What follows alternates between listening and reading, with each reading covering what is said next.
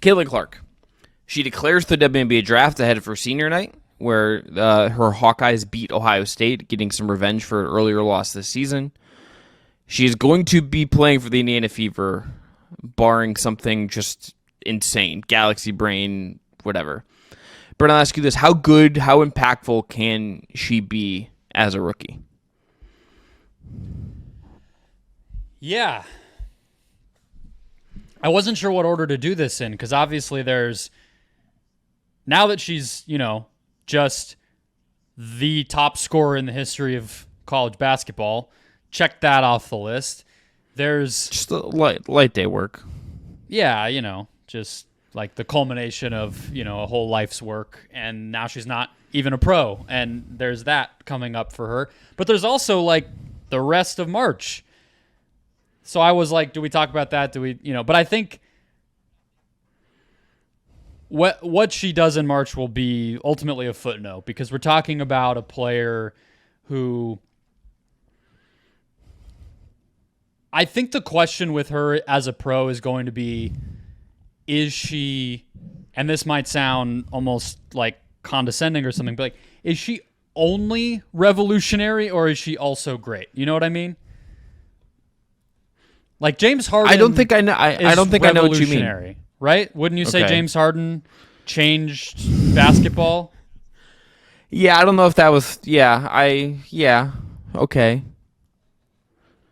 Harden just like. I think the comp for her, that I think if you're trying to make a comp for like a revolutionary player, I think it's like, this is sort of blasphemous because of who he is, but it's like probably Curry to me.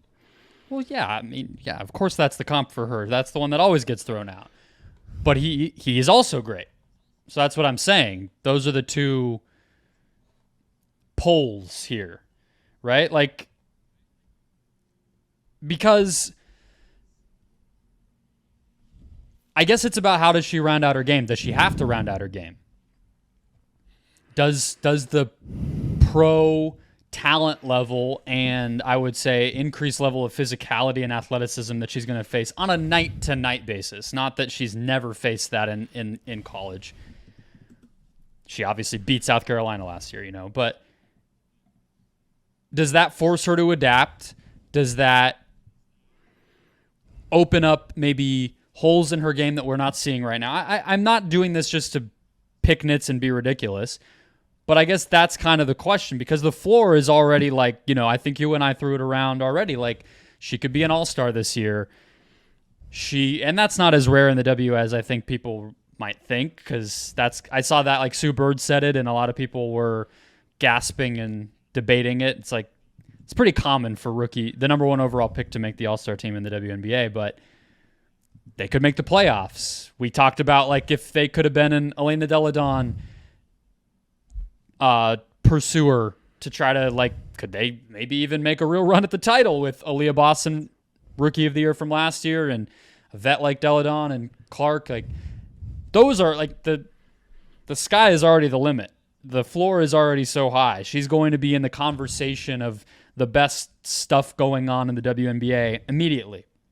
So I guess that's why I go to the kind of like up in the like the ethereal kind of like take a hit off of a bong and start talking about hoops types of perspective on it. Like, and that's where I come down is like, is she going to be just game changing, or is she really, are we about to watch the beginning of like one of the best basketball careers ever? And I do think it could go either way. I think she could be somebody who makes a few all WNBA teams, is one of the best players in the league for a while, but isn't ultimately the GOAT like it feels like she's about to be right now. You know what I mean? Yeah, I think what I'm really excited to see, Brendon, more than anything else with her and how good she can be as a rookie is how she's able to bend the game as a rookie. Her superpower in college a lot of the time to me is that she is willing to just take the game as it presents itself to her. She threw a pass against Ohio State on Sunday that I, in a group text with a couple of buddies that were watching the game, and they're Buckeyes, so they're A, they're losers, and B, they didn't see it the same way I did. I thought this pass was like absolutely brilliant because she's one of the few players, men or women, alive that actually plays their head up all the time and sees things as they're progressing in front of her in real time. That is a skill you just can't teach. That is something that I feel like translates. But how much does it translate? How much does her ability to do some of that, the passing stuff on its own, how much is that immediately just translated? Or is there like a rookie quarterback thing where it takes her some time to acclimate? The physicality is part of it. And then also the shot making, like her ability and willingness to take shots from everywhere is a real thing. But does a different coach who hasn't built an entire program around her, does they try to rein that in because Aaliyah Boston is in the post and like you want to feature her in a real way because she's also really freaking good? Like there's just structural things that I don't think we know what they look like.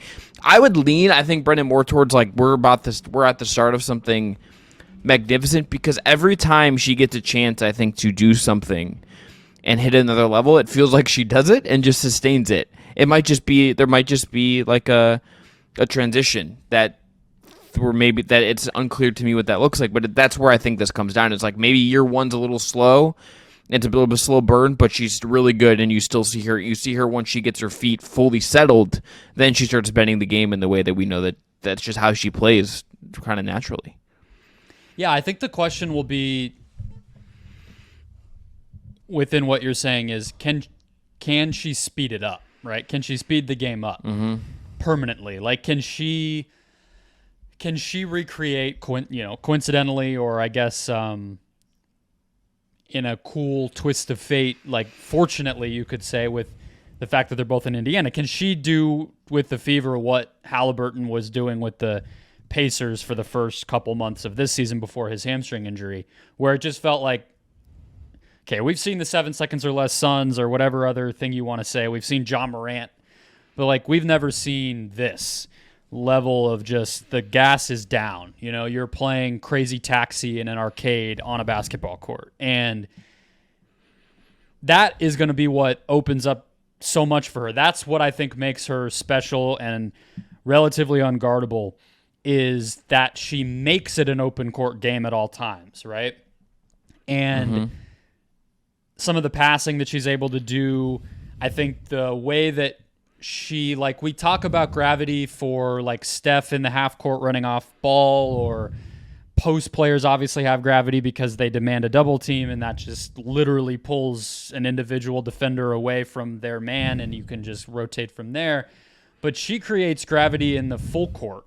She has like 47-foot gravity because she's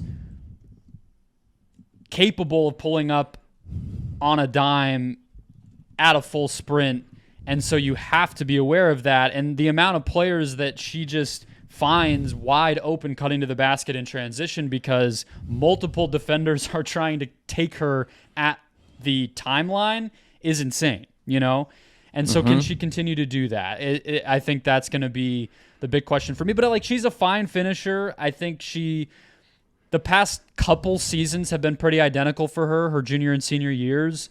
From a stats standpoint, I think their offensive rating when she's on the court is a little better this year. Maybe you could attribute that to some little stuff subtle things we don't see. But her turnovers are down. That was a big nitpick from her early on. She still has some individual games where they're high, but on the whole, it's not as much of a problem. Her interior efficiency improved. I kind of think we know what it's going to look like. I think the style and how she's forced to play is going to be a question, but the point you made about her head being up, I think, leads me to the thing that ultimately would lead me to say she is going to be able to just kind of keep the arc going up rather than having to change too much, is when you think about like Kelsey Plum, who obviously broke the record once upon a time herself, plays somewhat of a similar style, or Sabrina Ionescu, who kind of the pull-up three game was what separated her, and the transition game and everything else. She's taller than both of those players. I think she's a better athlete than both of those players, and I think she has a better handle than all of them. Like, I think Sabrina's handle is what limits her as a player. The reason she's kind of had to become like a shooter specialist rather than a real point guard. And I think Kelsey's just small. But Caitlin Clark doesn't have any of those issues. I'm not saying she has no limitations. Obviously, her defense is going to be a problem, but being taller than everybody is sort of just a it breaks the math on all of it. So I think that is when I really start to think about it. I'm like, you can't really fuck with the fact that she has like 2 inches on most of the players that are going to be guarding her, So that's kind of my thing. And I think that the Fever are going to be a real team. I think they were already pretty good down the stretch last year, and I think if you're asking me how good they could be as a team, if she does kind of hit the ground running like we're expecting and really feel like a force, a star right away, like, you're talking about a team that, maybe we're saying is a dark horse to win a playoff series next year and just be that great right away. I think, too, Brendon, the thing I think she can do and will demand if she's as good as we think will be, she can make the Fever a real organization. She can make them a serious entity. She can make them...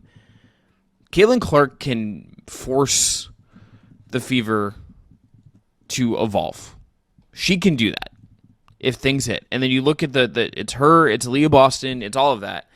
But if she's good right away, if she hits the ground running, if she's just impactful and contributes to winning and isn't just putting up stats in a real way, then I think we're in a position where, like, she's going to make the Fever, who have not been a good organization, really, haven't drafted well, haven't won much, haven't, I think, been taken very seriously within the WNBA circle in a lot of ways. Since like, she can be retired. Yes. Yeah, and in recent memory, like the Lauren, like there's a lot of mistakes. There's a lot of things that just haven't gone right for them, and dumb things they've done. She can demand that they can be better. As much as any one player can change the organization, she can be that kind of force. That's what's on the table here to me. That's the most interesting part about this. Like, do I think the Fever, if she's great next year, can win the title? No, I think the Aces might just win it again because they're that damn good, and we'll see what the Liberty deal. We'll see if there's someone else pops up.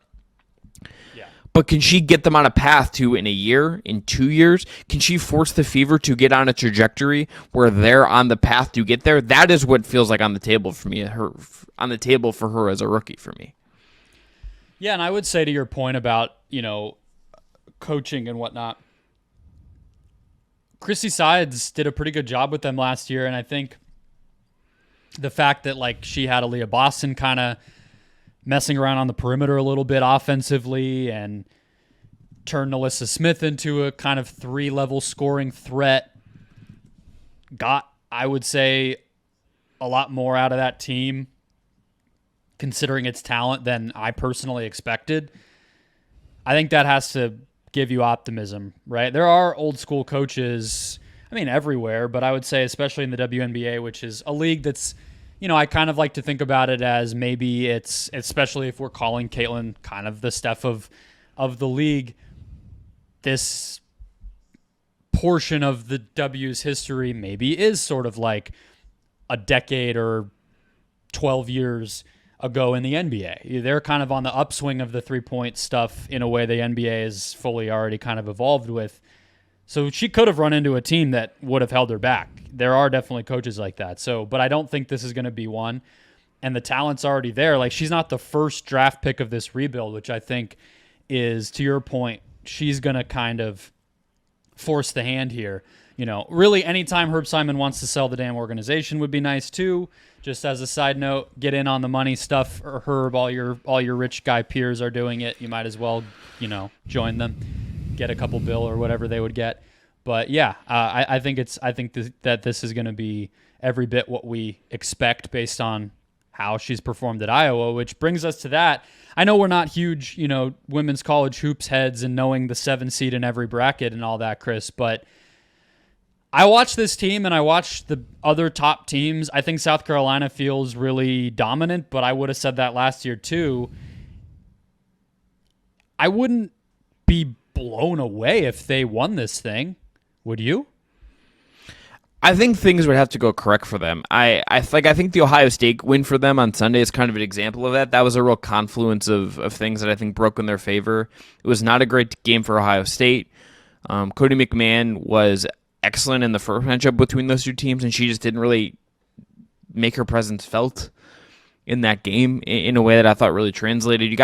Ohio State got a lot out of JC Sheldon in particular in that game, but like Ohio State just wasn't quite as sharp, and there's a window open for I think a pretty imperfect Iowa team to then capitalize because Caitlin Clark could capitalize, and she got some of her shooters got hot.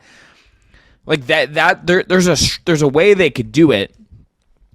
I think it's certainly going to require some. I think ultimately, like it comes down to can Caitlin Clark like just have some more brilliant moments and end your college career kind of just doing that kind of stuff. Because I think athletically, which we've talked about, I think talent-wise against the teams that are better than them in the standings right now, I think they're going to be underdogs, and I think would deserve to be so. But I wouldn't be shocked, but I think it would be something of an upset if they beat some of these teams. I think even Ohio State, a team that they lost earlier this year, I think Ohio State on most nights has probably looked like the better team in the aggregate than Iowa has, aside from Caitlin Clark being the best player in women's college basketball, and between those two teams, obviously. Yeah, I know like the big thing with them this year was that Monica Zanano was finally leaving, but I think Stelke is good.